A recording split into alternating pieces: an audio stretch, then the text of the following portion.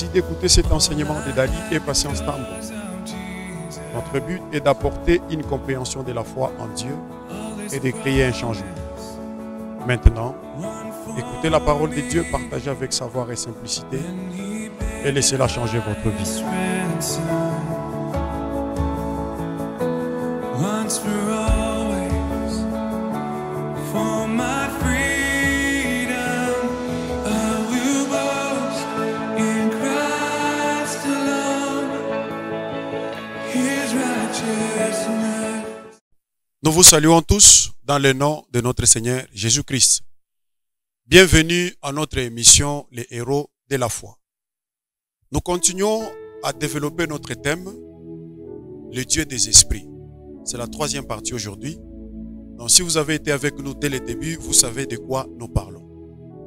Les dieux des esprits. Dans la première partie, nous avons parlé de l'esprit d'audace ou l'esprit de courage.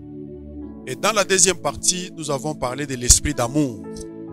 Aujourd'hui, nous allons parler de l'esprit de percée. L'esprit de percée.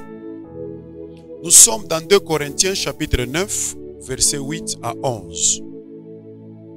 La Bible nous dit: et Dieu peut vous combler de toutes sortes de grâces, afin que possédant toujours en toutes choses de quoi satisfaire à tous vos besoins, vous ayez encore en abondance pour toute bonne œuvre.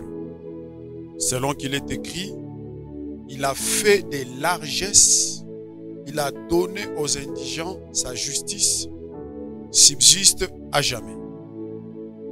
C'est lui qui fournit de la sémence au semeur et du pain pour sa nourriture, vous fournira et vous multipliera la sémence. Et il augmentera le fruit de votre justice. Vous serez de la sorte enrichis à tous égards pour toute espèce de libéralité qui, par notre moyen, feront offrir à Dieu des actions de grâce. Esprit de percée. Ce verset nous dit que Dieu est capable de vous combler de toutes sortes de grâces, de sorte que vous soyez capable de posséder de quoi satisfaire à vos besoins. Vous savez, Église, nous avons un seul esprit avec diversité d'opérations. C'est le même esprit qui guérit, c'est le même esprit qui révèle, c'est le même esprit qui donne la connaissance, c'est le même esprit qui fait beaucoup de choses. Ici, nous parlons de l'esprit de percée. Donc, c'est le même esprit, le Saint-Esprit. Il est encore l'esprit de percée.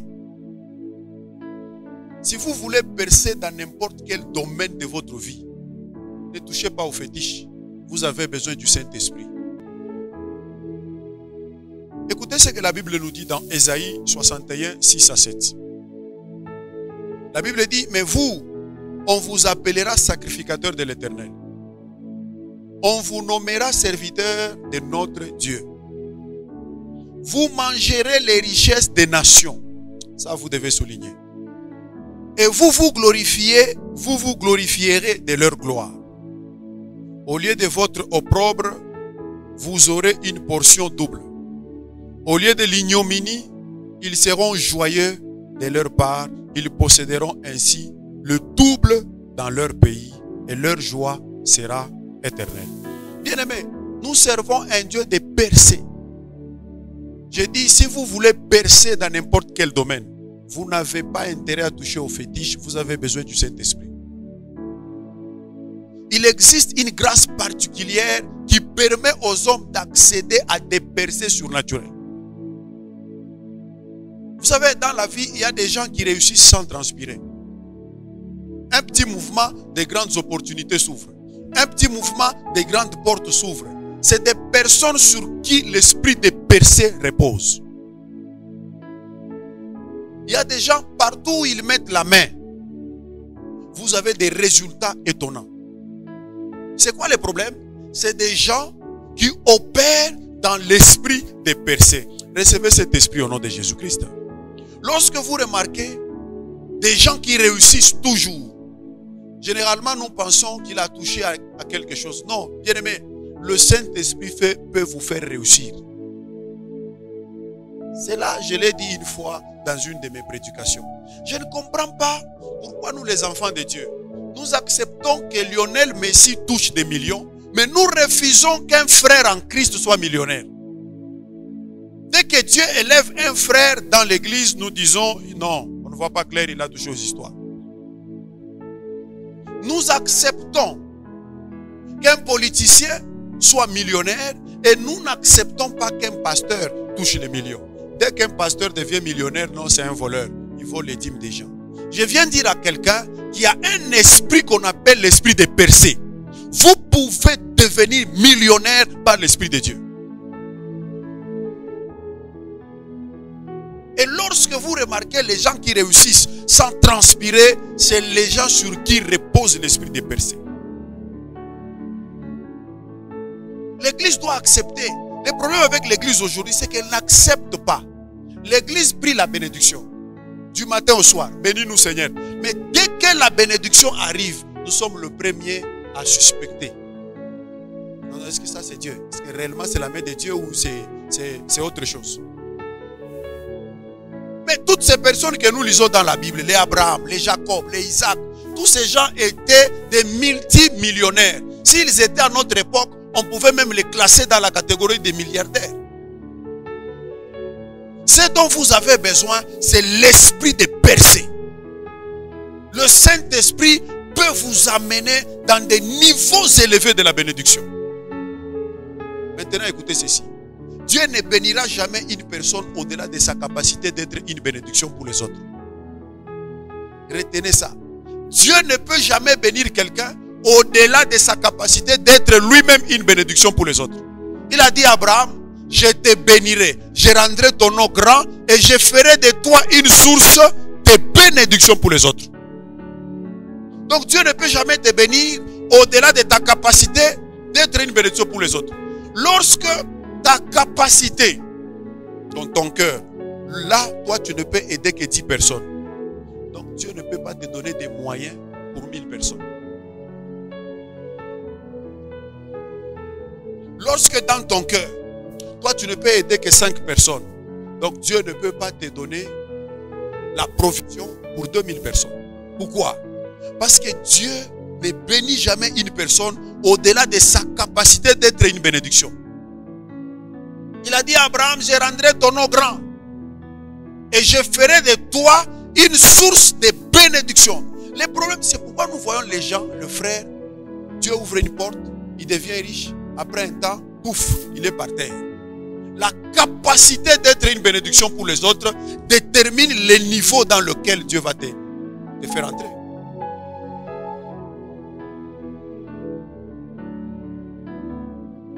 Dieu ne donne pas l'esprit de percer aux égoïstes. Non. Lorsque vous constatez un égoïste qui continue à percer, à monter, mais il est égoïste, dites-vous que vous êtes devant quelqu'un qui va bientôt chuter ou c'est quelqu'un qui travaille avec autre chose que Dieu.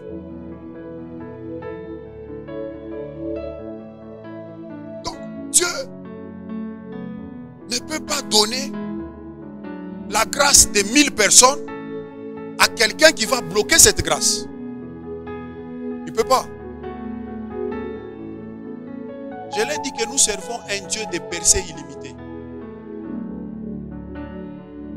Mais le niveau dans lequel Dieu vous amène dépend de votre capacité d'être une bénédiction pour les autres. Je l'ai toujours dit, frère.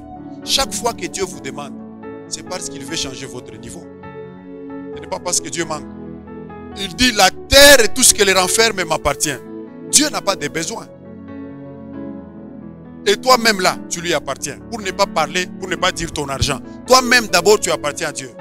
Donc chaque fois que tu vois Dieu te demander, cela veut tout simplement dire qu'il veut te changer de niveau. C'est pourquoi je dis, le niveau que tu vas atteindre dans la vie dépend de ta capacité d'être une bénédiction pour les autres.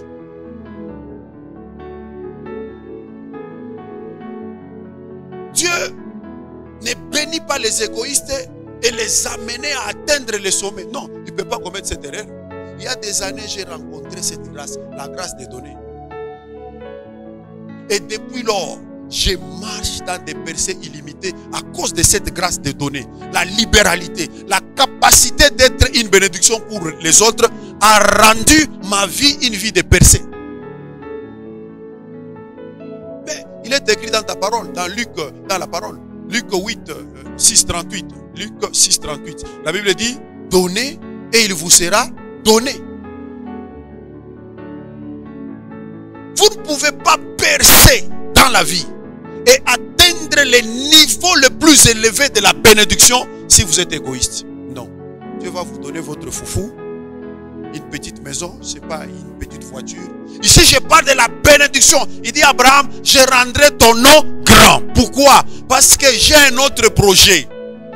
C'est quel projet? Faire de toi une source de bénédiction. Lorsque vous ne comprenez pas ce mystère, vous mourrez dans la médiocrité. C'est quand vous donnez que Dieu vous comble de richesses.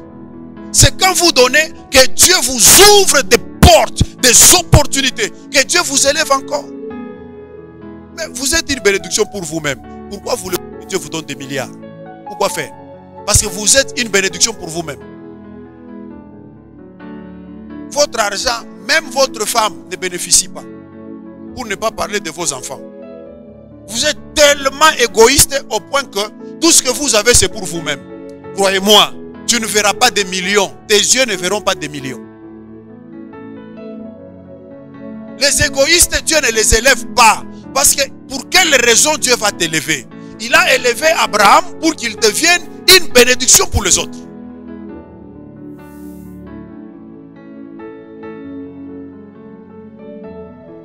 C'est pourquoi il y a des gens qui sont au même niveau. Ils ne montent pas, ils sont là. Pourquoi? L'égoïsme. Vous voulez percer? Le secret, c'est avoir la capacité d'être une bénédiction pour les autres. Je suis en train de dire ici, Dieu ne peut pas mettre beaucoup d'argent dans une banque et que cet argent ne servira à personne. Si je peux illustrer ça ainsi. Vous êtes une banque. Dieu vient mettre en vous des milliards qui vont pourrir dans cette banque dont tu as perdu. Mais lorsque Dieu met en vous, ça sort vers les autres. Il vient encore, il dépose. On dit ça approvisionnement, les termes bancaires. Dieu vient approvisionner votre compte. Ça sort. Il sera obligé d'approvisionner des grosses sommes parce qu'il sait que vous êtes fiable. La raison pour laquelle vous ne touchez pas de grosses sommes dans votre vie, c'est parce que vous êtes incapable d'être une bénédiction pour les autres. Il y a des gens que Dieu a bénis pour qu'ils deviennent des bénédictions pour leurs églises. Malheureusement, il a l'argent, il quitte même l'église. Crois-moi mon frère, bientôt tu vas mentir. Parce que si tu ne comprends pas pourquoi Dieu t'a rendu riche, tu mourras pauvre. Vous ne pouvez pas percer si vous ne comprenez pas pourquoi Dieu vous ouvre des grandes portes. Rapidement, nous allons voir maintenant le clé pour percer. Quelles sont les clés qu'il faut utiliser pour percer dans la vie? Premièrement, c'est l'amour. Oui, l'amour. Ce n'est pas l'argent. Vous n'avez pas... Frère, j'ai vu les gens sans argent, mais ils ont percé dans la vie. Ils sont allés plus loin. Ce dont vous avez premièrement besoin pour percer dans la vie, pour aller plus loin, pour avoir de grandes bénédictions, c'est l'amour. L'amour est la clé principale pour percer dans la vie. Vous devez aimer Dieu de tout votre cœur.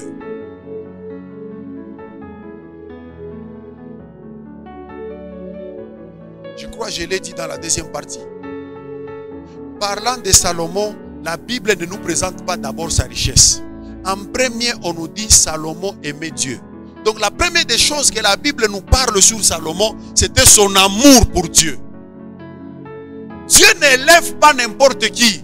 Il élève uniquement ceux qui l'aiment. La Bible dit des choses que l'œil n'a point vues, des choses que l'oreille n'a point entendues. Voilà ces choses que Dieu a réservées pour ceux qui l'aiment. Il y a une catégorie de personnes qui vont percer dans la vie, c'est les gens qui aiment Dieu. C'est pourquoi je dis, l'amour est la clé principale de l'élévation. L'amour de Dieu. La clé principale de l'élévation, ce n'est pas ton diplôme, ce n'est pas ton argent, c'est l'amour de Dieu. Plus tu aimes Dieu, plus tu es capable de remuer ciel et terre pour te bénir. C'est pourquoi le plus grand commandement, c'est tu aimeras l'Éternel ton Dieu de tout ton cœur. L'église est remplie de gens qui n'aiment pas Dieu. Ils aiment les miracles, ils aiment l'argent, ils aiment la bénédiction. Mais Dieu qui bénit, ils n'aiment pas. Voilà les gens qui remplissent nos églises. Frère, quand on aime, il n'y a pas de limite. Lorsque Dieu se rend compte que tu l'aimes et que lui aussi verse son amour sur toi, il dit, demande-moi même les nations, je vais te les donner. Parce que quand Dieu aime quelqu'un, il n'y a pas de limite pour élever la personne. Lui-même Dieu, la Bible dit, car Dieu a tant aimé le monde, il a fait quoi? Il a donné son unique fils. Pourquoi? Pourquoi son fils n'a pas été épargné? L'amour. L'amour est une puissance extraordinaire. C'est pourquoi je viens insister. Dieu n'élève pas n'importe qui. Dieu élève uniquement ceux qu'il aime. N'allez pas à l'église pour y aller. Commencez par aimer Dieu. Allez à la montagne, allez à Kawama, allez demander la bénédiction. Vous allez redescendre main vite. La clé, c'est l'amour de Dieu. Vous prenez Matthieu 6,33, il nous dit quoi? Recherchez premièrement le royaume. Et toutes ces choses pour lesquelles les gens s'entretuent, toutes ces choses-là vous seront données. Donc, c'est l'amour de Dieu qui est la clé de l'élévation. La clé pour percer. Aime Dieu. Non seulement tu dois aimer Dieu, tu dois aussi aimer les autres. Si vous êtes quelqu'un qui n'aime pas les autres, Dieu ne vous élève pas. Comment voulez-vous que Dieu vous élève, que Dieu vous place au-dessus des personnes que vous n'aimez pas? Dieu ne peut pas commettre cette erreur. David était berger et il aimait ses brebis jusqu'au point de mettre sa vie en danger. Il dit, le lion est venu. Il a mis sa vie en danger parce qu'il était non seulement berger, mais un amoureux de brebis. Dieu ne peut pas vous placer au-dessus des gens que vous n'aimez pas. Il ne peut pas faire cette erreur. C'est pourquoi tu dois non seulement aimer Dieu, aimer aussi les autres. Quand Dieu constate que vous avez l'amour du prochain, il y a des percées illimitées dans votre vie. Parce qu'il sait que par vous, il va toucher l'orphelin. Par vous, il va toucher une veuve. Par vous, Dieu va toucher les prisonniers. Par vous, Dieu va sauver les âmes. Par vous, Dieu a un plan merveilleux derrière vous parce que vous êtes quelqu'un qui aime les autres.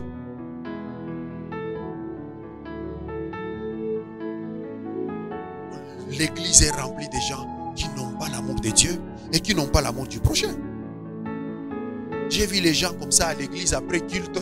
Il passe, il prend son véhicule sous la pluie. Il salue ses frères. Ah, frère. Il passe. Il les laisse. De telles personnes, ils ne peuvent pas percer dans la vie. D'ailleurs, je peux même te dire que c'est ton dernier véhicule que tu viens d'acheter. Lorsque Dieu voit ton amour, je me rappelle, frère, il y a des années, chaque fois que j'allais à l'intercession matinale, il y a des années de cela. Chaque fois que j'allais à l'intercession matinale, j'ai ramassé les élèves en route. Je prenais les élèves et j'allais les déposer quelque part pour qu'ils aillent à l'école. Et moi, j'allais à l'intercession matinale. Parce que je savais que le véhicule ici, Dieu ne m'a pas donné seulement pour me servir moi. Ça peut aussi servir quelqu'un d'autre. Aujourd'hui, je ne prie pas pour avoir un véhicule.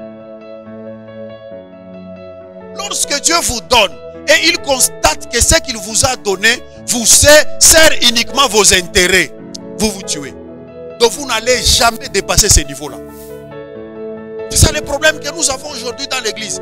Bénis-moi, bénis-moi. Et quand Dieu te bénit, il se rend compte qu'il n'y a personne d'autre qui bénéficie de cette bénédiction qu'il t'a donnée. Mais Abraham, il a dit quoi? Non seulement je te bénirai, mais je ferai de toi une source de bénédiction. Donc l'amour, c'est la première clé si vous voulez percer. Tu dois aimer Dieu, tu dois aimer ton prochain. Deuxième clé, c'est la sagesse. La sagesse. Vous savez, vous pouvez percer, mais si vous n'êtes pas sage, vous allez vous retrouver au bas de l'échelle. la sagesse, c'est aussi une clé pour percer dans la vie. La plupart des milliardaires que nous avons aujourd'hui, Elon Musk, qui est encore, tous ces gens que vous connaissez, ils sont devenus milliardaires par une sagesse. Une seule sagesse. Pouf, sa vie change. Il réussit à fabriquer une histoire là. Il réussit à révolutionner quelque chose et c'est parti. Vous avez besoin de la sagesse pour percer. Les insensés, vous ne les trouverez jamais au sommet. C'est pourquoi, lorsque vous constatez qu'il n'y a pas la sagesse en vous, commencez à demander à Dieu. Bénis-moi Seigneur, donne-moi la sagesse. Proverbe chapitre 4, verset 7 nous dit, voici le commencement de la sagesse. À qui est la sagesse? Avec tout ce que tu possèdes, à qui est l'intelligence? Exalte-la, tu dois même exalter la sagesse. Il dit quoi? Elle t'élèvera. La sagesse est capable de t'élever. Elle t'élèvera, elle fera ta gloire. Si tu l'embrasses, elle mettra sur ta tête une couronne de grâce. La sagesse est capable de mettre sur ta tête une couronne de grâce. Elle t'ornera d'un magnifique diadème. Bien-aimé, vous avez besoin. Si vous êtes intéressé par les sommets, commencez par chercher la sagesse. C'est ainsi que quand Dieu vient demander à Salomon, dis-moi ce que tu veux. Il n'a jamais demandé. Dieu lui propose même si tu veux la mort de tes ennemis. Salomon n'a pas dit oui à ça. Mais que veux-tu? Sagesse. Et Dieu dit quoi? Tu as bien demandé. Au-delà de la sagesse, voici ce que je vais t'ajouter. C'est pourquoi je vous dis, avant que la Bible nous parle de sa richesse, elle nous parle d'abord de son amour pour Dieu. Ce n'est pas la richesse de Salomon qui impressionnait les gens, mais c'est sa sagesse. Je viens dire à quelqu'un, ta richesse n'impressionne personne. Tu sais pourquoi? Parce que peu importe l'argent que tu as, tu trouveras toujours quelqu'un qui a plus que toi. Mais ce qui peut impressionner les gens, c'est ta sagesse. Les gens qui montent dans la vie, c'est les gens qui ont les dons de sagesse. Toi là, même si on te donnait 100 000 $ aujourd'hui, même si on te donnait 1 million de dollars aujourd'hui, parce que tu n'es pas sage, tu vas tout gaspiller. Il vous faut la sagesse pour opérer dans les niveaux élevés de la bénédiction. Ce dont vous avez besoin pour percer, ce n'est pas d'abord l'argent. Premièrement, c'est l'amour de Dieu, l'amour du prochain. Et nous avons vu la sagesse. Les gens ne sont pas sages. Regarde comment, chaque fois que tu touches ton salaire, comment tu perds le contrôle. Il y a des gens, quand ils touchent son salaire comme ça, même chez lui, il ne va pas rentrer. Il viendra qu'après une semaine, quand il va tout finir, il vient. De telles personnes, ne les donnez pas rendez-vous au sommet. C'est les gens qui vont mourir au bas de l'échelle. Parce qu'ils ne sont pas sages. Vous avez besoin de la sagesse. C'est pourquoi la Bible nous dit, c'est lui qui manque d'intelligence qu'il demande à Dieu. Qui donne sans mesure. Vous ne pouvez pas percer. La clé pour percer, la sagesse. Les gens ne sont pas sages. Ils sont là, bénis-moi, bénis-moi. Et dès que la bénédiction arrive, comme il n'est pas sage, lui-même va détruire cette bénédiction avec ses propres mains. Je ne cesse de rappeler aux agents, vous travaillez dans une entreprise, peu importe les postes que vous occupez dans cette entreprise, vous êtes pauvre. Un jour, on vous mettra à la porte. Un jour, cette entreprise fermera. Tout, vous mangez tout, vous mangez tout, vous mangez tout, vous mangez tout. Demain après demain, on ferme, on vous dit, voilà, celui-là, c'est l'ex-directeur de telle entreprise. Les gens commencent à rigoler. Pourquoi? C'est un type qui n'était pas sage. Un homme sage, c'est quelqu'un qui voit très loin. Joseph a percé jusqu'à s'asseoir sur le trône, au-dessus même des Égyptiens. Pourquoi? La sagesse, l'esprit de révélation était en lui. C'est la seule personne qui savait quoi faire pour maintenir l'Égypte en sécurité. Et quand le roi a vu sa sagesse, il a dit, en dehors du trône, il n'y a personne qui sera au-dessus de toi. Joseph n'a pas postulé pour être premier ministre. Il n'a jamais déposé un CV. La sagesse qui était en lui l'a soulevé. Ce verset nous dit quoi? La sagesse t'élèvera. Elle fera ta gloire. Si tu l'embrasses, elle mettra sur ta tête une couronne de grâce. La sagesse est capable de mettre sur ta tête une couronne. Tu ne peux pas percer, frère, si tu n'es pas sage. Dans la tête, il n'y a rien. Vide. Et comment tu vas percer? Je l'ai dit souvent, même le pasteur, je l'ai dit quand j'enseigne à la faculté de théologie, j'ai dit au pasteur, en dehors de l'appel, en dehors du Saint-Esprit, il te faut la sagesse. Tu ne vas pas percer dans le ministère si tu es un pasteur moins sage. C'est pourquoi nous avons une génération qui monte dans le ministère, ils font beaucoup de bruit, papa, prophète, prophète, prophète. Après demain, il s'éteint comme s'il est mort, mais il est là, KO complètement, manque de sagesse. Il y a des démons, il y a des combats. Pour vaincre, vous n'avez pas besoin de l'esprit de démonstration de puissance. Vous avez besoin de la sagesse. On amène à Jésus la femme adultère. Dis-nous, faut-il la lapider? Oui ou non? Parce que la loi de Moïse nous ordonne de lapider de telles femmes. Là, il n'y a pas de question de parler en langue. Là, c'est l'esprit de sagesse maintenant qui doit sauver Jésus. Pourquoi? S'il dit lapider la femme, Jésus sera coupable devant la loi romaine. Parce qu'à l'époque, il n'y avait que les Romains qui étaient autorisés à condamner quelqu'un à mort. Donc si Jésus dit oui, lapider la femme, donc il sera condamné par la loi romaine. S'il dit non, il sera coupable selon la loi mosaïque. Parce que la loi mosaïque ordonnait la mort de ce genre de femmes. Donc dans tous les deux cas, si Jésus dit oui, il est mort. S'il dit non, il est mort. Là, la sagesse maintenant doit travailler. La Bible dit, il n'a pas répondu. Il a pris son doigt, il a commencé à écrire. Tout celui qui lisait ce qui était écrit était obligé de partir. Il y a des combats dans la vie. Pour vaincre, tu n'as pas besoin de le feu, le feu. Tu as besoin de la sagesse, esprit de sagesse. Il y a des niveaux pour atteindre, il te faut la sagesse. Parce que si tu n'es pas sage, les hommes sages ne te laisseront jamais entrer dans leur cour. Daniel a démontré l'esprit de sagesse. La Bible dit, il a régné à Babylone. Lui qui était esclave, comment il règne à Babylone? Il a travaillé avec plusieurs rois, Daniel. Pourquoi? Il avait en lui l'esprit supérieur. L'esprit de sagesse. Troisième clé pour percer, c'est savoir sauter sur les opportunités. Savoir sauter sur les opportunités. Vous savez, le Dieu que nous servons, c'est un Dieu des opportunités. Il est le Dieu qui ouvre des occasions à ses enfants. Mais lorsque vous ne savez pas sauter sur la porte que Dieu ouvre, elle passe. Quelqu'un d'autre va entrer à votre place. Pour percer dans la vie, vous devez être capable de sauter sur les opportunités que Dieu ouvre dans votre vie. Le danger est que parfois, Dieu nous ouvre des occasions. Mais avec lesquelles nous sommes, nous ne savons pas sauter dans ces occasions et profiter de la main de Dieu. Nous restons là et quelqu'un d'autre saute.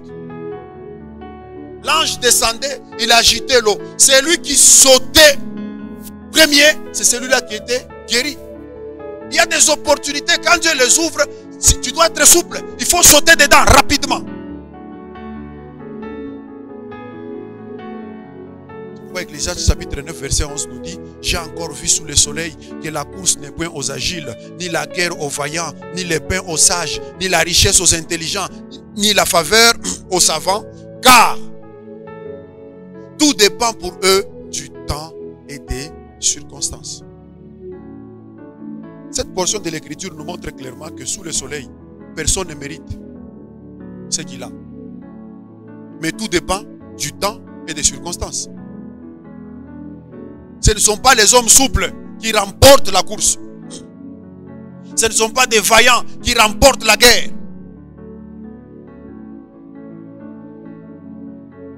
Ce ne sont pas les sages qui sont censés avoir la nourriture. La richesse n'est pas synonyme d'intelligence.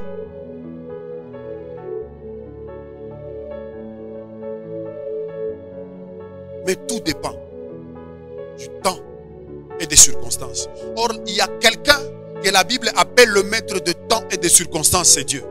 Si tout dépend du temps et des circonstances, donc tout dépend de Dieu.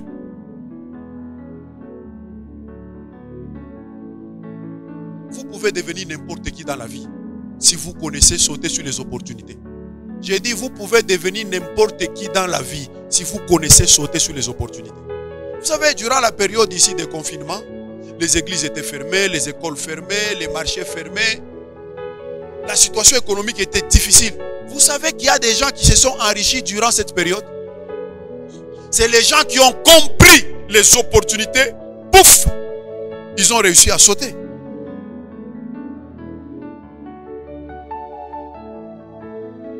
Bien-aimé, votre vie peut changer en une journée lorsque l'opportunité se présente devant vous. L'opportunité, c'est en quelque sorte une situation de bonheur. Vous savez, vous pouvez épargner toute votre vie pour acheter une maison. Mais vous pouvez l'acheter en une journée lorsque l'opportunité se présente. J'ai vu des gens travailler toute leur vie et ils n'ont pas réussi à acheter une voiture. Toute sa vie, il a travaillé dur. Il n'a pas réussi à acheter une seule parcelle. Mais lorsque l'opportunité se présente, en une journée, vous pouvez avoir non seulement la parcelle, mais une maison déjà construite. Lorsque ce genre de choses s'ouvrent devant vous, n'attendez pas, sautez. C'est quoi une opportunité? C'est une bénédiction qui arrive que vous n'avez pas cherché. C'est juste une occasion qui se présente. C'est une occasion qui vient vous surprendre. Écoutez-moi, frère, votre position ne garantit pas votre succès.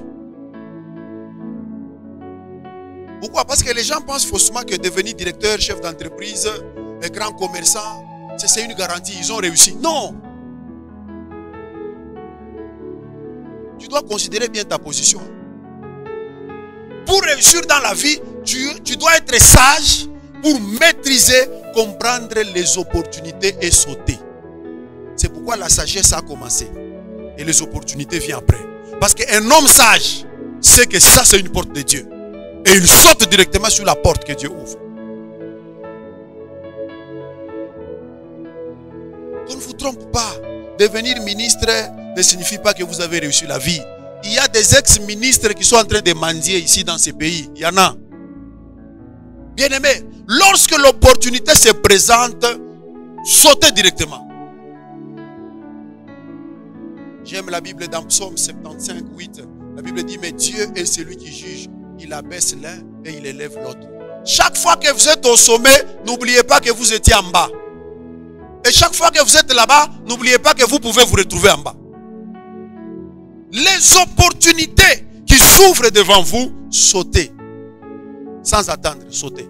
Frère, j'apprécie le courage de ces hommes qui ont amené un paralytique. Quand ils ont appris que Jésus était dans la ville, la Bible dit, ils ont amené leurs frères. Ils l'ont soulevé. Arrivé, la maison était remplie, il n'y avait pas moyen d'entrer. Frère, ils se sont dit, ça c'est une opportunité à ne pas manquer. Ils ont détolé la maison d'autrui, sans demander où est le propriétaire. Il s'appelle comment? On va nous arrêter ou pas? Ils ont dit, aujourd'hui Jésus va soigner notre frère. Ils sont montés, ils ont détolé la maison. Ils ont fait descendre leurs frères. C'était l'opportunité à ne pas manquer.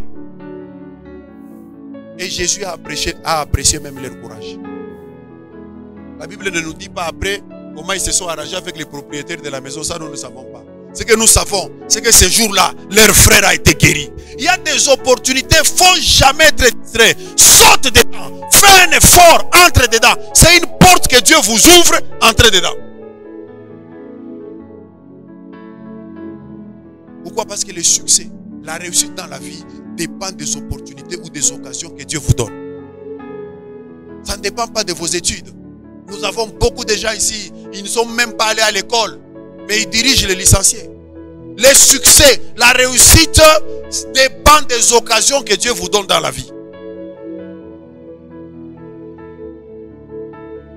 Il y a des gens incompétents ici, moins intelligents, mais qui ont eu les opportunités divines. Ils sont sautés.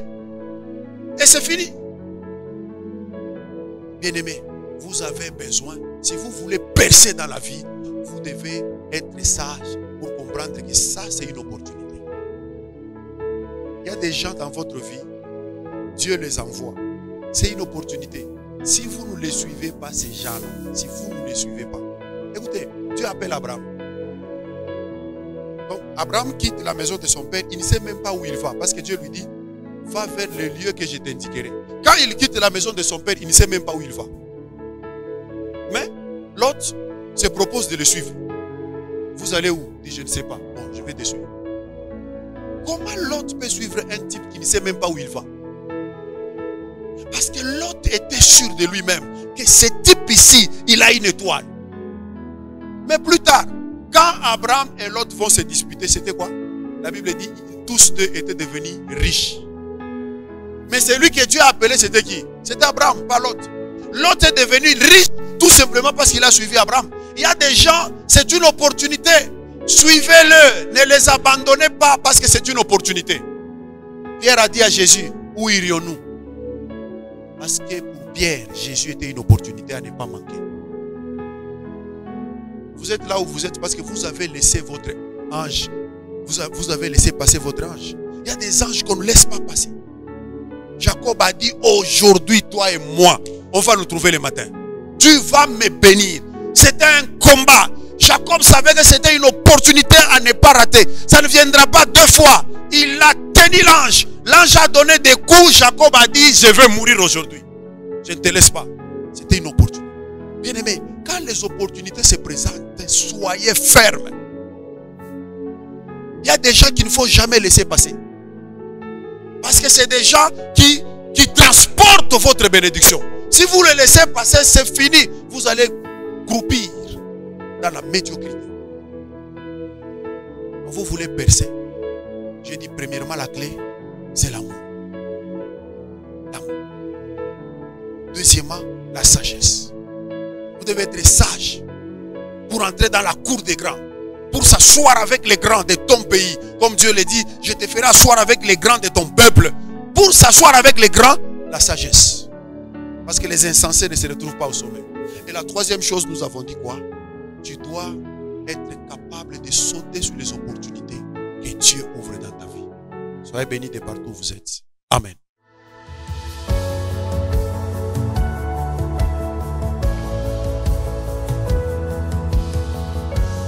Come on, let's make this our confession tonight.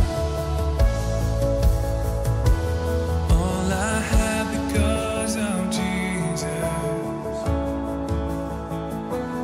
All this promise won for me when He